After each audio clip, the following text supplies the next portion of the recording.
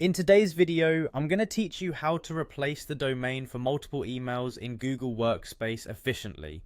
Whether you're managing a big team or updating your organization's email structure, this guide will help you navigate through the process smoothly. Let's begin by opening a web browser and going to google.com. This is your starting point for accessing all Google services. Now, look towards the top right corner of your screen and you'll find the Sign In button. Click on that to proceed. Once signed in, you'll need to ensure you're accessing the correct Google account, particularly the one tied to your Google Workspace. If necessary, click on your account and enter your password to gain full access. After entering your credentials, simply click on Next to move forward. With access granted, your next step is to locate the Google Apps menu. You'll find this in the top right corner as well, represented by 9 little squares forming a grid.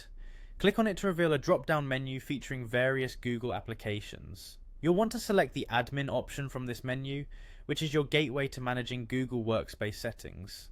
Upon entering the admin console, focus your attention on the left-hand side navigation panel. Here you should click on Directory, which will expand to show more options. Under this expanded list, head over to the Users section. This area contains a detailed list of all users associated with your organization's Google Workspace.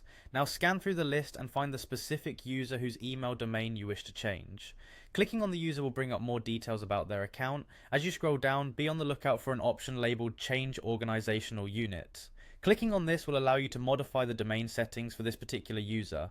In the account details, you'll see a drop-down menu that indicates the current domain. This is where you can select a new domain from your organization's available options. Carefully choose the appropriate domain that meets your business requirement.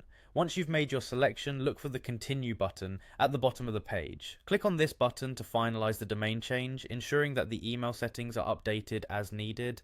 And there you have it. By following these straightforward steps, you've successfully changed the domain for a user's email in Google Workspace. Repeat this process for each additional user as required. I hope this guide has been helpful in managing your emails more effectively within Google Workspace. Thank you for watching, and don't forget to subscribe for more helpful tutorials.